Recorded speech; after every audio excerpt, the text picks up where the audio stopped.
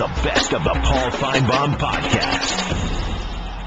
And very pleasant good afternoon. We welcome you back to our program on this Tuesday, and so much to do and a lot of things happening out there, and we will get to all of them during the next 4 hours. And if we need more time, we'll just tell the Kentucky basketball game to wait later on.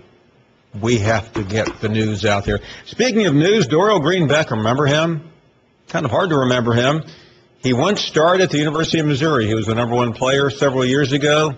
He literally cratered at the University of Missouri, left the school to go to Oklahoma, never played, and never will. He's going pro. Congratulations, DGB. We wish you well. Hugh Freeze, no update on Chad Kelly's situation. A lot of rumors about Braxton Miller from Ohio State. Remember him? He was the starting quarterback. He was the Heisman Trophy candidate. Could he be thinking about, or is he going to LSU? That would certainly shake the SEC West up a little bit, wouldn't it? We'll talk about that as well. Joey Galloway among the guests today. Ted Miller. Gary Danielson, last week, he said Alabama would win handily. I figured he's the leading expert in college football. I put my house up. Now I'm living in the streets. Thank you, Gary. Appreciate the counsel. Tony Dell from the SEC Network on Kentucky's first conference basketball game tonight. I'm sure they'll be challenged. We will take your phone calls as well at 855-242-7285. A lot of teeth gnashing yesterday about the end of the run for the Southeastern Conference. I was just doing an interview a minute ago in Arkansas. Same question every day. Is it over for the SEC? Is Ohio State now the team to beat? I mean, I would like to see Ohio State beat Oregon before I declare them the champion of the world, wouldn't you? A week from today, we will finally know who is college football's champion. And right now, the line in Vegas, 6.5, 7. Oregon continues to be the predominant favorite. The teams will finally arrive a little bit later in the week. It seems weird with all the commotion going on in Dallas. The teams have not gotten there, but this is not a bowl game. This is a championship game, so you don't need to go to the host city, go to a bunch of silly parties with a bunch of elderly gentlemen wearing polyester suits with a flower on the blazer. This is the big time. This is the college football national championship. Of all these stories, John, which one gets your attention the most? Well, first of all, the attention goes to Braxton Miller from Ohio State. If he does transfer to LSU, it changes the year for Les Miles next season. Was a Heisman candidate. Remember, though, the injury that he suffered was a non-contact injury. Don't know if he'll be the same, but if he possibly could be, it's a game changer in the SEC West, possibly the best quarterback in the SEC West next year. I wanted to get your opinion, though. Are you better than Jacob Coker? Oh, you're right. That's a great point, Paul. We all know that Coker will lead Alabama to the promised land. If not this year, then next. Some year soon. I wanted to get your take, though, on the College Football Playoff Committee announcing today, as well as the NCAA, that they will pay for families to take trips to the championship game in both football and basketball to the Final Four. This is after Gene Smith at Ohio State and Urban Meyer made basically a PR move, a public outcry that they wanted them to do this, and they gave in. Well, I mean, I can't imagine them giving in. I mean, it's only an $8 billion deal that they have, and I don't know what it costs to send everyone. Not that much. I'm pretty bored by the College Football Playoff Committee. I mean, they got away with it. There's nothing more I can add to the criticism that I already had that no longer is warranted, but it's the right move. So when you make the right move, sometimes it really just doesn't matter how you got to that move. At least you made it, as opposed to continue to be stubborn and obstinate and not make it. So good for them. We're talking about billions of dollars here, and it takes Urban Meyer, one of the best coaches in college football, though, to bring it to the public's attention and make this happen. Urban could have gotten into his pocket as well. It is ridiculous, but at least the families will be able to see their young sons play in the national championship game. is also available on television, in case you haven't heard. 855-242-7285. What about LSU? Les Miles on the hot seat? Has that changed with Braxton Miller possibly going down there? I don't know.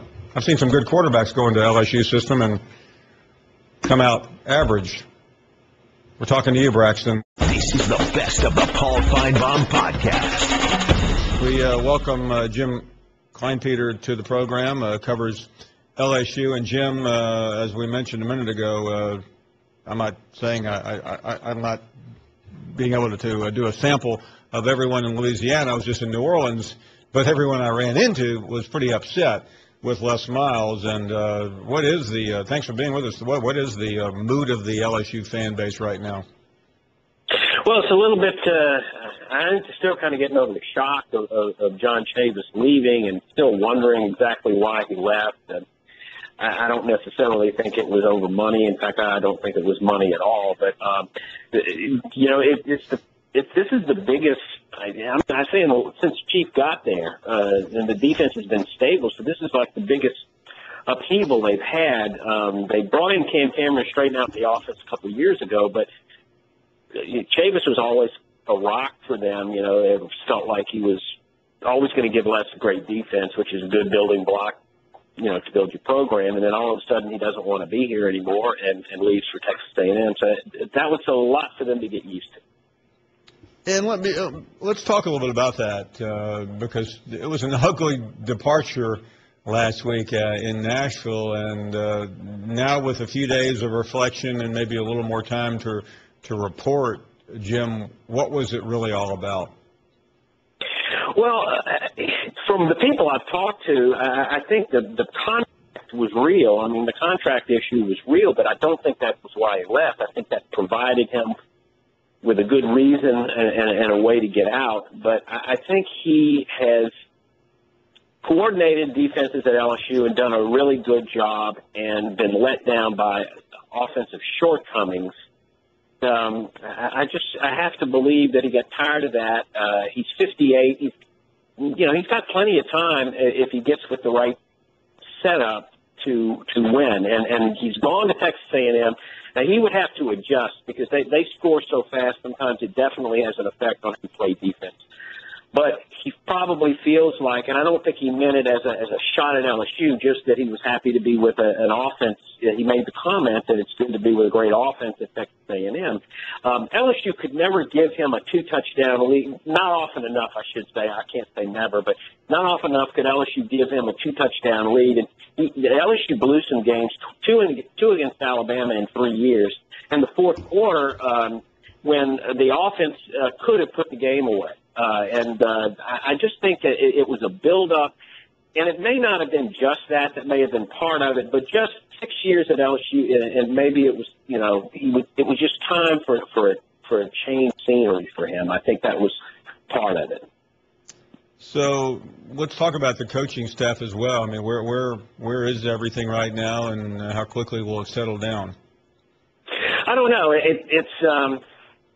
I think there was a front runner there. Clancy Pendergast looked like he might be a perfect fit. He's a little bit more of a gambler type with the types of defenses. I don't know if that was the reason they took a pass on him. Or he also has an extensive NFL background. He was only in college football for 4 years. The last four, 3 at Cal and 1 at USC. So he may not have been the ideal pick. Whatever the case, they passed on him, and there doesn't seem to be a lot of anybody I would call a front runner. They're talking about maybe making the defensive line coach Brick Haley the defensive coordinator. But the last time Les promoted from within, it was a disaster, and he quickly got out of that and hired Chavis. But Brick Haley, a lot of people thought he might go with Chavis to Texas A&M, but apparently he wants to stay. So where they are, it's hard to say. They like Bob Shoup. Of him from Vanderbilt. He's only been at Penn State for 1 year with James Franklin. I think it'd be kind of hard and expensive to dig him out of there. I guess if they really wanted to, if they really had to have him, they could maybe throw enough money at him to pay a buyout or convince him to come to Baton Rouge. they looked at DJ Durkin. I think he's going to Michigan. I haven't seen anything definitive on that, but I know they liked him. They even talked to Gene Chizik, and Les did talk to Mike Stoops, but I don't think that was ever a serious discussion. I think Les happened to be in Dallas and spoke to Mike Stoops, but that's not going to happen. So I'm not sure where we are. Bill Clark, the former UAB coach, his name has also been thrown into the mix, but I think they've kind of moved back to square one after they passed on Pendergast. Jim, we're having all these conversations about staff and the future of LSU. 3 years ago today, LSU was number one in the country, undefeated, and two days away from that Superdome battle with Alabama. And since then, I'm not saying it has been straight downhill, but it certainly hasn't been uphill.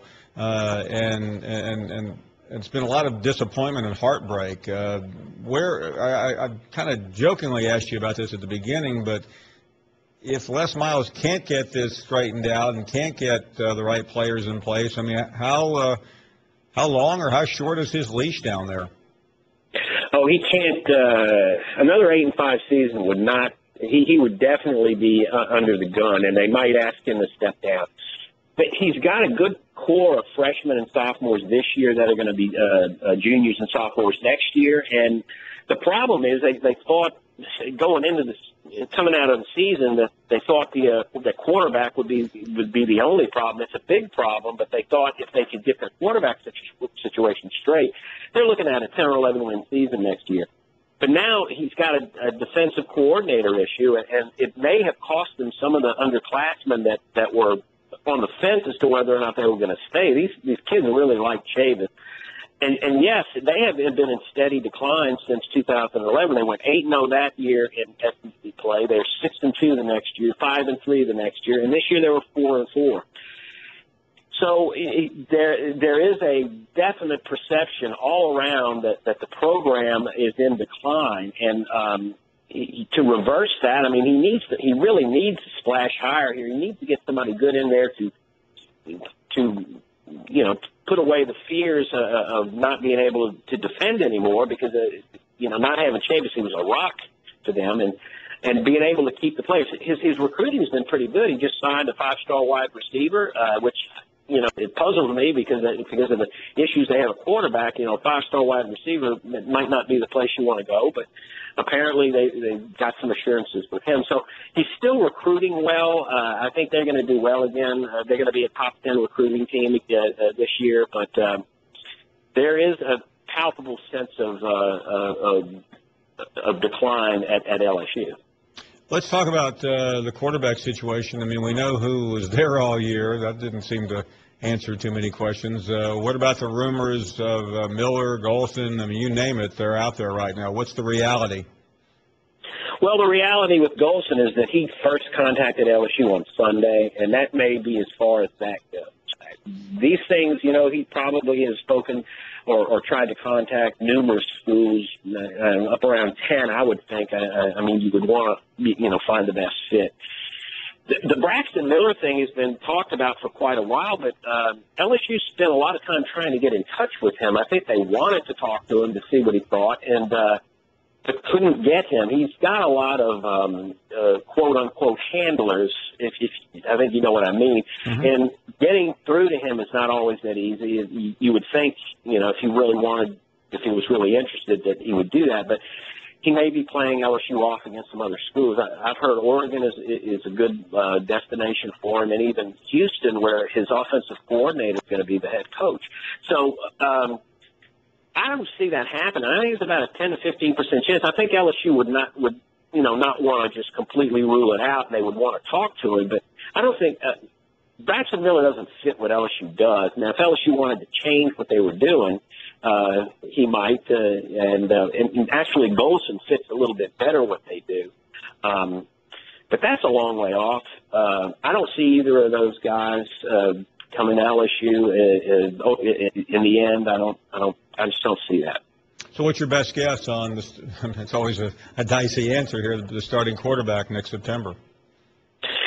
Well, I'll tell you my opinion is if Anthony Jennings is still a quarterback through the season next year, then they failed, because Brandon Harris is the better quarterback. He was just incredibly immature, and I think a lot more immature than they thought. They could not get him on the field because he could not handle the nuances.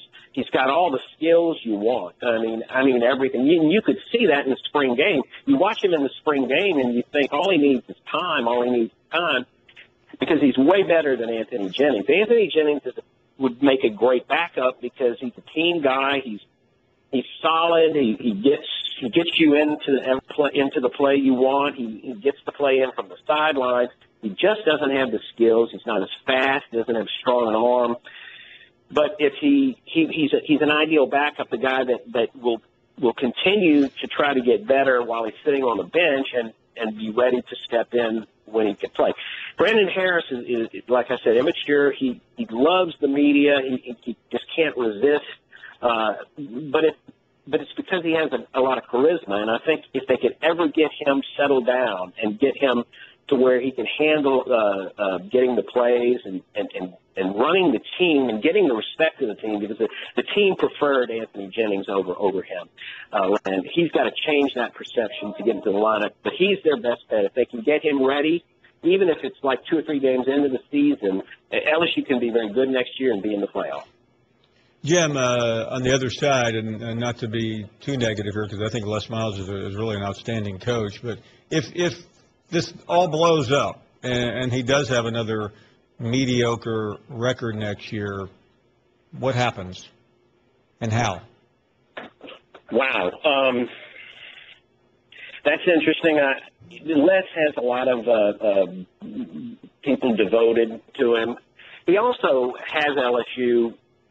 You know, he has LSU because of that national championship in 2007. So this might break the hold a little bit. If he has another bad season, I don't know who's going to go to. I don't know exactly who would go to bat for him, but I think there's a perception that maybe it's time for LSU to start thinking down the road. I believe that Cam Cameron came to LSU, and I think he has some support as maybe Miles' replacement, eventual replacement. I don't know that. I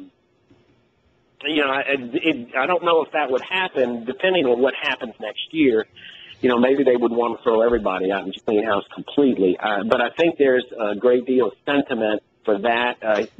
Cameron has a lot of respect amongst the people that make the decisions, I think it may have been part of the whole idea of him coming to LSU. So I don't know.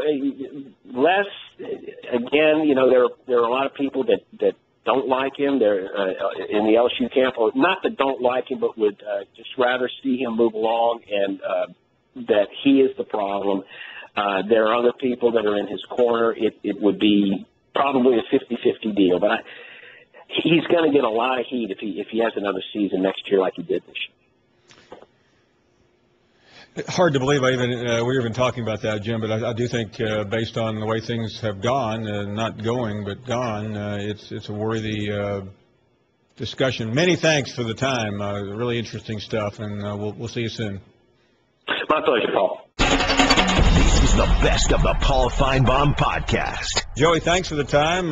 We haven't seen you or talked to you since last Thursday in New Orleans. I know it's a little after the fact, but your takeaway from the fall of the SEC to Urban Meyer. Well, first off, thanks for having me. I was wondering if I was going to get the call to come on this week. I've been waiting patiently to hear from you guys, and finally got the call. Outstanding game on both sidelines. The feel in the stadium, the fans were terrific, and then we had a game that had the feel of a national championship game. Fortunately for Ohio State, they came out on top. They found a way to win it. But to be at that game it was incredible. Yeah, and by the way, Joey, I do apologize.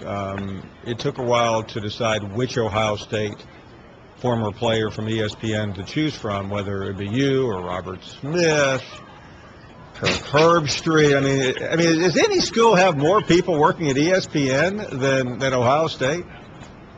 I would say no. And the crazy part is, even with the Ohio State guys in there, it's still people still say we are SEC homers. But no, we have a lot of guys, and it's been great to have those guys, honestly, because I'm the youngest in TV years in the bunch, and they've been great leadership. No, and I say that jokingly. And by the way, I haven't watched ESPN since last Thursday night. I'm assuming Danny Cannell's doing okay after FSU lost.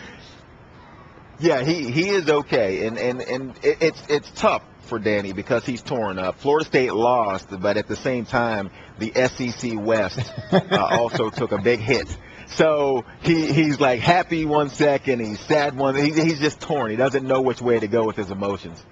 And please tell my friends out there that I'm okay too. I've gotten a lot of texts from you and Danny and others, and today's the first day I've been outside since Thursday night. So things are getting a little bit better. I spent yesterday and the day before in a psychiatric ward, and they told me, "Hey, you got to go back to work. I mean, get over it." I'll let them know you're fine. And I got a lot of those same text messages in the first half of the game when Alabama was up 21-6. I got a lot of those text messages, and somehow, and I don't know if I was having phone issues, I don't know if Twitter had gone down, but in the second half, boy, my Twitter was very quiet. Nothing. Yeah, came no, across. I remember we were doing a film room during the broadcast, and I asked, I think it was Greg McElroy at 21-6. I said, Greg, is this game over? And he was pretty close to declaring it over. And then I asked him after that 80-some-odd-yard touchdown, is it over? And he said, yes, it's over. Let's talk about Urban Meyer, because we knew he was a great coach beforehand. We didn't need him to beat Nick Saban to be declared a great coach, but he's still one win away from the national championship. Frame the conversation with a win Monday night and with a defeat. It is so strange now that it is almost like the book has been written, and the book ended with beating Alabama, and it doesn't matter what happens against Oregon. That's not true, but that's the feeling that you have with that matchup that they had with the, you talked about Nick Saban, you talked about Alabama, Ohio State.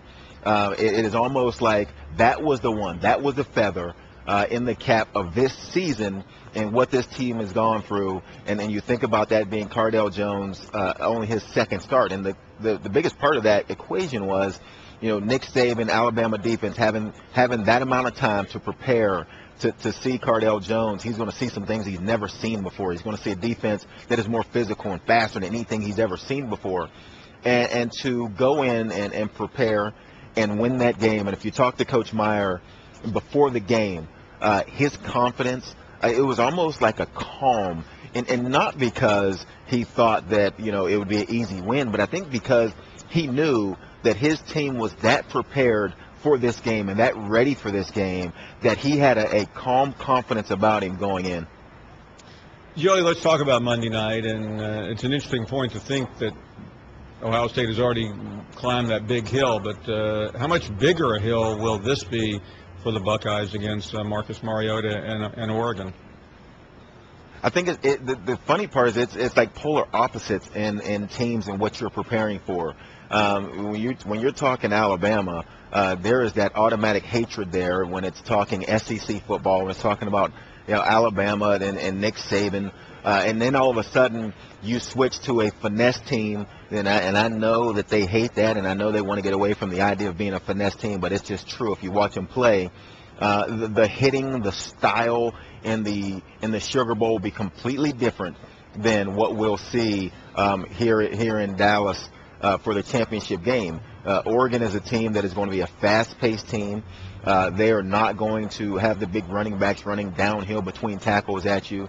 It's going to be a lot of trickery, a lot of moving parts, a lot of options for the best quarterback in college football to get the ball to. And then on the defensive side, it'll be bend but don't break defense. You will get yards between the 20s, and you can ask Florida State about this. They were able to move the ball in the first half, and they kept coming away with field goals. And the problem with that is when Marcus Mariota and this offense get rolling at some point in time in the game, you're going to give up some points.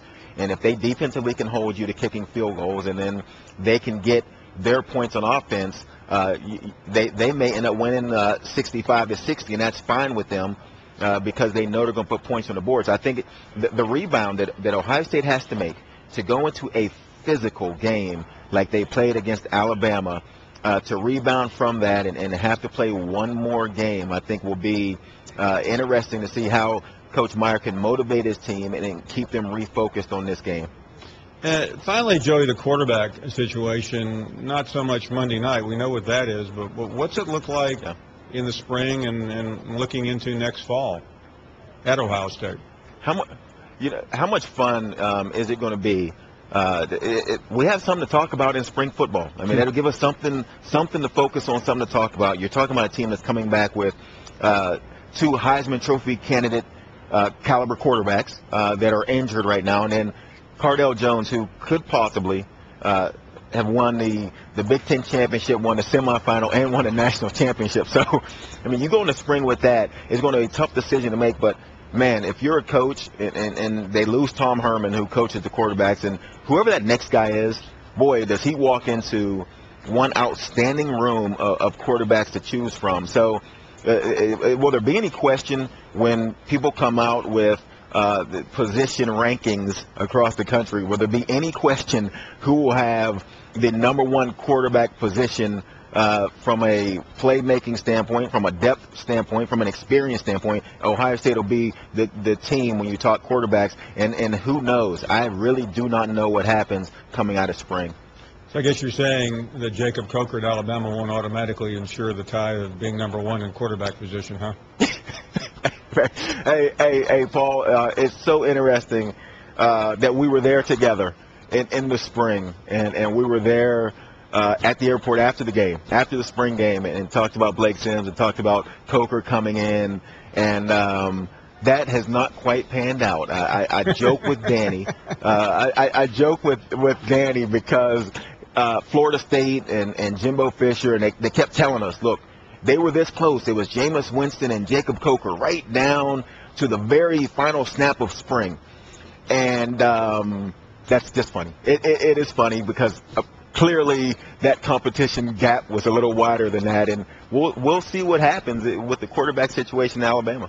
We found out one thing, that Jimbo has a sense of humor after all by feeding us that line. Hey, enjoy the... and a lot of people fell in, too. A lot of people fell in. Well, we all did. Hey, thanks, Joey. It's always good to see you. Thank you, man. Appreciate you having me. This is the best of the Paul Finebaum podcast. We were joking about the brilliance of Ohio State fans who changed the name of Oregon, Ohio to some other stupid name, equally stupid name. Rich is next in Atlanta. How are you, Rich? Hi, Paul. Thanks for taking my call. I'm like you. I haven't watched ESPN since last Thursday either. Nah, I may never watch it again. Yeah, no, I hear you. Hey, I really enjoyed your interview with Jim in New Orleans. Can't say the same about Galloway. But anyway, Paul, does the SEC have a 2-year eligibility transfer rule? I'm talking as it relates to Miller or any transfers. No, I mean, do you know that? No, I mean, obviously, there are different issues to deal with. I mean, I depends on the situation. Yeah, I believe he's a graduate, so it allows him to play the year that he transfers. Yeah, so I mean, like Driscoll, he will be eligible. It all depends on where you are. Right. Okay. Now I have a theory. I think that was the case with. By the way, I think that was the case with Jake Coker too. He graduated last spring from FSU. Right. I don't know how he got through so quickly. And then he went to Alabama and sat on the bench. Right. Okay. Real quick, am I crazy, Paul? In hindsight, I'm looking at the LSU and the Alabama losses. And, you know, I look at Fournette and Henry, who everyone seems to be pointing at, and the limited amount of touches they had. It was ironic. I believe it was 13 each. Do you think in the recruiting process that there's an agreement to get these kids and they tell them that they are going to limit their touches to save their body for the NFL because they know what the shelf life is for running backs and how they don't necessarily value them? I don't think there are agreements like that at all. I think those are just. I mean, no coach is going to say, "Hey, listen, you'll get this number." It's just that's not possible. Okay, because I thought I was crazy. But, I mean, in Fournette's case, he had 3 touchdowns, 100 yards, 90 yards, another touchdown. And then, of course, we know about Henry. He was averaging 7, 8 yards a carry, and everyone's wondering, well, why aren't they running him more? So that's what I was just thinking in the recruiting process, because that's how you can compile all these 5-stars, by saying that they'll rotate and save them. And I was just wondering if I was crazy. I don't think that's really, Rich, the way you recruit, though. I mean, players want to play. They don't want to be told, hey, you're going to be in there with 3 other people or 4 other people. I don't know any, again, maybe I'm out of touch, but I talk to players all the time, and that's not how they view things. I can't explain. One day we'll get a coordinator on and explain what happens to players during games. I mean, I joked the other day on television that, it looked like Amari Cooper and Henry, took a cab down to the quarter and had dinner at Galatoire's because, I mean, you couldn't find one, and then you couldn't find the other. But that's just that's the nature of play calling.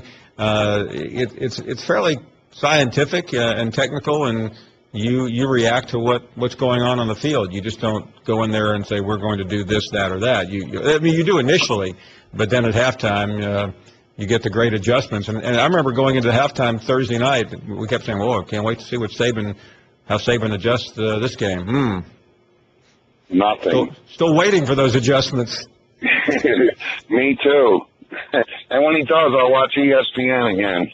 All right, buddy. Well, thanks for the next time I will watch ESPN, Rich, will be at the Masters. Yeah, me too. Well, I'll be there too, so I'll see you there. Thanks for taking my call. Thanks. Bye-bye.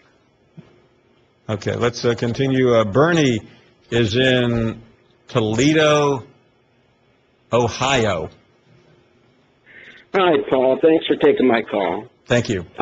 Hey, our cable system carries the SEC channel down here, and I really like your show, and to tell you the truth, I really like it this week. It's the people down in the SEC, they're all drinking the water. I mean, everybody down there must be crazy or lost their mind praying and hoping that a Buckeye comes down there and saves a team in the SEC to make them viable again. When all your fans are saying nobody in the Big Ten can play in the SEC, they're too slow, they're terrible. You had callers weeks before saying the Buckeyes would be no better than 5th in the SEC. Well, essentially they put that to rest. The bad thing with, the perception of the Big Ten, 8 out of their 10 bowl games are essentially away games. I mean, Nebraska played USC in San Diego. Michigan State played Baylor 90 miles away from Baylor campus. The Buckeyes go down to, to the Sugar Bowl. That's, and when they lost to LSU, I mean, LSU is 90 miles away from New Orleans. They're essentially playing away games in all these bowl games. And well, we could change that. We could start getting a bowl game in Crestline, Ohio, and Cincinnati, and Cleveland. I guess there is one in Detroit, isn't there? Yeah, but maybe Soldier Field, have a bowl game there. Lambeau Field. Well, besides the bowl games, I mean, just regular season games. I mean, the SEC teams don't. No, listen, I would like to see that. I mean, there was some talk about Alabama and Wisconsin playing at Lambeau. I would have loved it. I mean, that to me would have been great. Well, okay. I would love to see Alabama go to Columbus. I mean, listen, give Ohio State credit. They played Texas, a series with Texas. They played one with SC. Ohio State's played series with everyone. I know. And the thing is, I'm sitting here looking out the window. I have 4 inches of snow. It's 10 degrees with 15-degree wind chills. Hey, by the way, the South is getting hit pretty hard this week too. It's so. It's not. No, listen. I spent a couple of weeks in Chicago one winter during spring break. Don't ask me why. Most kids went to Florida. My sister lived there, so I spent 2 weeks in Chicago, 10 days actually in Chicago. So do I know about the winters up there? Yeah, that's why Urban said after they beat Minnesota up there, he defies any team to come up there and play in them conditions.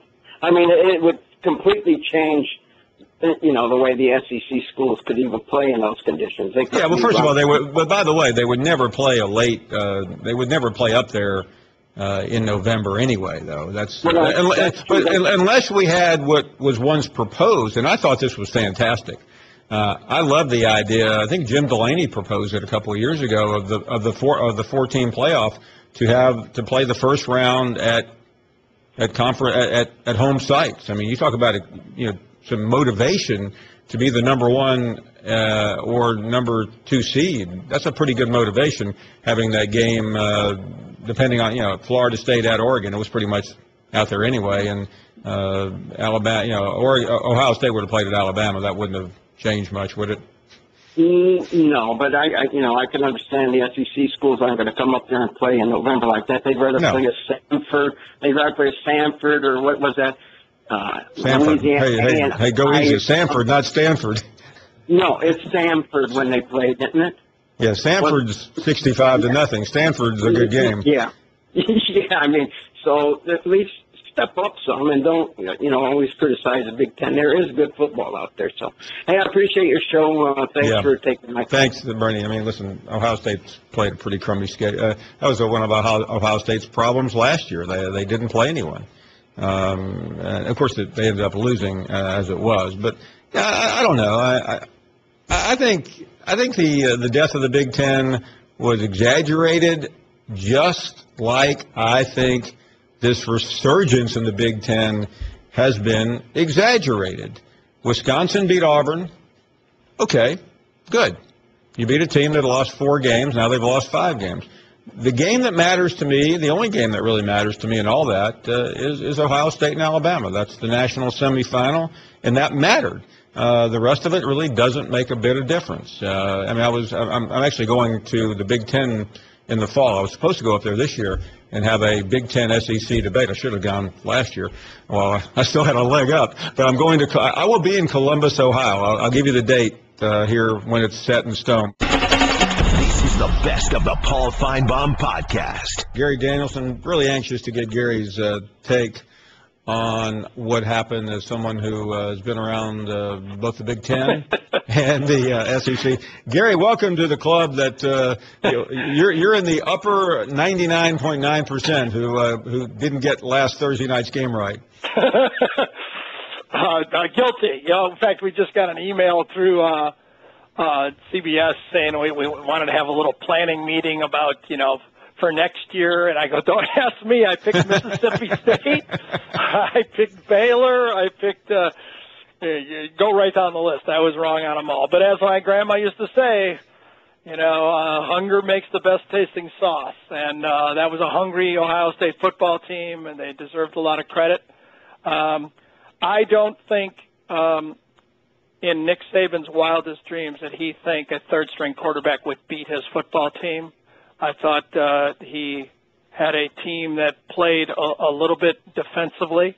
Just think about how they went into the national championship game with A.J. McCarron going against LSU, and they opened up the game with all those passes and throwing the ball repeatedly on early downs. I thought in this game that the Alabama staff thought there's no way they're going to beat us. Let's not help them beat us.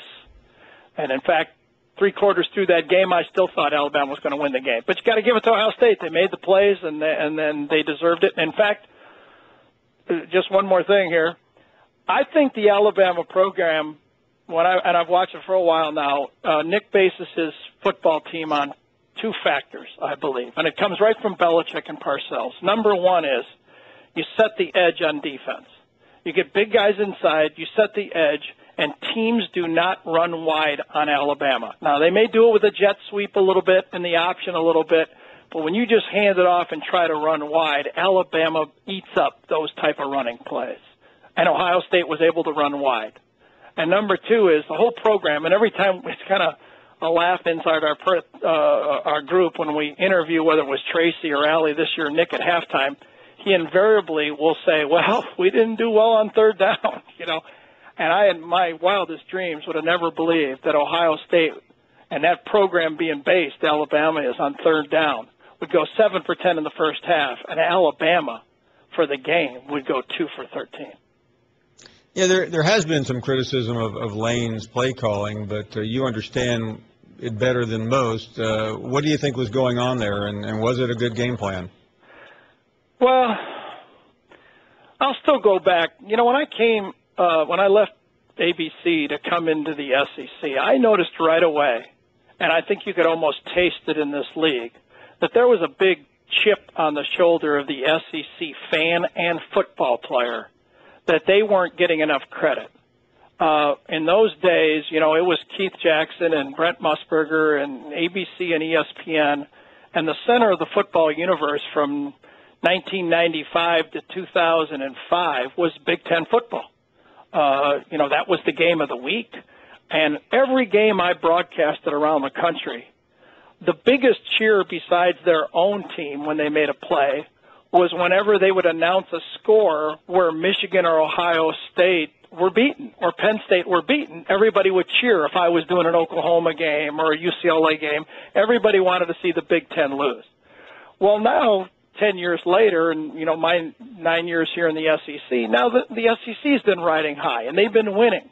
And now the only cheers that you hear in stadiums is when an SEC team loses a football game. I think you just faced a lot of motivated football players that were, you know, highly skilled athletes that were recruited by, you know, Michigan State, Ohio State, and they were sick and tired of hearing that they couldn't match up and play football with the SEC. And I just think that's one of those games where Alabama caught Ohio State's best shot, and it reminded me a lot of when Florida went into that game with everything to prove against Ohio State back in 2006 season. I think that's exactly happened in reverse. Now, I can break down the game and wonder about stuff. You know, who knows? I mean, you know, I've got the stats right here. I mean, Derrick Henry had 56 yards rushing in the first quarter and didn't touch the ball again until 5:21 in the third quarter. You wonder about that, and I think Lane deserves, he gets a lot of, pats on the back. He deserves to be, answer that question. Why did Henry go out of the game plan? It's part of being a quarterback when you throw interceptions, or an offensive coordinator when things don't work. But for the most part, when Ohio State runs a reverse pass that is completely defended by Alabama and a wide receiver throws a pass to a guy who's covered, that if it was thrown a half a foot lower would have been intercepted, and everybody would have been saying, why would you call that? And more importantly, why would you even throw it? And it works for a touchdown, it might be your night. Beyond that, Gary, you've seen the eulogies for the SEC, and I'm sure you have a reaction to that. Just that you got to earn every step in sports. Yes, you get some credit for what you've done in the past, and there was a lot of talk this year that the center of the universe was SEC West football, but you still got to go out on the field and prove it. You're only as good as your last game. I went through that for 13 years in the NFL as a player. You'd bank 2 good games, and you'd have 1 bad half, and you'd be like, well, can this guy play? Should we draft somebody? Well, it's the same for a program. I mean, the SEC now next year will have to tee it back up. They'll have to win their non-conference games. I said, and I've been wrong about a lot, but right about a few things. I never thought, and I said on your program, I never thought the SEC this year deserved 2 teams. I thought the league was as down as I've seen it since 2006. I thought their quarterback play, for the most part, was inferior this year. And as the game changes to be more offensive-minded with the rule changes, that position has to get better in this league. And it's hard to believe that Ohio State has 3 quarterbacks better than all but 10 or 12 of, all but 2 or 3 of the SEC quarterbacks. It's hard to believe, but it looked like they did this year. And as we look at, we'll go to Monday night in a moment, but I want to look ahead to next year, Sure. Just peeking ahead on that same subject of quarterbacks, because it is critical. What do you see? I don't see a huge jump. I really don't. I guess, let's go down the list. Texas A&M will get a little better because they've got experience. Arkansas is not going to change much. Brandon Allen is who he is. I think he's going to be about the same. He came on in the second half of the year. Florida, who knows? Georgia's going to have a new one again this year. Alabama's going to have a new one. Auburn's going to have one with a little bit of experience, but it's a completely different style than, what Gus likes to do. I think it's going to be another in-between year. But, again, I think there's one lesson from the Bowls, if anyone ever brings up the eye test for me again, I'm just going to laugh right in their face. I mean, it's one thing. I mean, all the time wasted by that committee watching tape was wasted. I've been saying it for years, and I could watch tape as good as anybody, and obviously I don't know who's going to win, and I know nobody else does either. On to Monday night. Hey, you want a prediction? No. I do, because I'm going. You're bound to be right this time, Gary. 99.9% of the people were wrong. I don't know. You know, I just go back to some of the stuff that the more you look at it, the more you get confused. Okay, for example, Auburn runs the no huddle hurry up. Okay, and Wisconsin huddles every play and plays a slowdown game. Wisconsin had 82 plays and Auburn had 66 plays. You explain that to me. Can't. So obviously there's more to these games than just getting the plays run quickly. You have to convert third downs. You have to have good tackling in the secondary. It's one of those things that keep coaches in the office for 100 hours. Ohio State could have that special group of players that is going to win this football game. I will say this. It looks like we're going to have 30 million people watch this game, at least. Yeah, no doubt. I mean, it's been a huge success, the matchups and the number of people. It's hard. I just think Mariota's going to have that special game. I think it's probably – it's funny. In both of these games, Paul, and I know I'm rambling, even in the third quarter of both games, I thought the losing teams would still win. I thought Florida State was going to win when they made it 25-20 with 8 minutes to go, and I thought Alabama was going to win when they backed up Ohio State twice. So even after watching the game for 2.5 quarters, I still got the picks wrong. I know you like to talk about what happens on the field, but I just have to ask you. I'm new to having a bunch of Ohio State callers. When you do Big Ten games, well, I do say that Alabama fans and Ohio State fans. Or let me phrase it a little bit. I think Ohio State fans are closest to SEC fans as there are. Yeah, no doubt. I've told that story many times coming back from the Michigan-Ohio State game. I played for the Cleveland Browns. I lived in Ohio for 7 years, I think. Boy, if you say something about Michigan, you're not one of their guys. And, it's just the way it goes. It's the fun part of our job. But, we have to make predictions. We have to use our best guesses. And, it's not like when you get two singers up on the stage and you listen to both of them and go, boy, they were both good. In sports, two guys get on stage and one loses each week. No doubt. Great stuff, Gary. Really fantastic. Enjoyed it, as always. Thank you very much. Have a good year. Thanks, Paul. Thank you for listening to the best of the Paul Finebaum podcast. Tune into the Paul Finebaum Show every day from 3 to 7 Eastern on the SEC Network or on the ESPN radio app. Geico presents Strange Saving Stories. Astronomers detected an interstellar transmission. It stated, Geico, 15 minutes could save you 15% or more. The implications were staggering. Was the cosmos telling us we could all save hundreds on car insurance with Geico? Or did their radar merely pick up a signal from the nearby Rufus and Clyde's morning show? We may never know. Geico, 15 minutes could save you 15% or more on car insurance.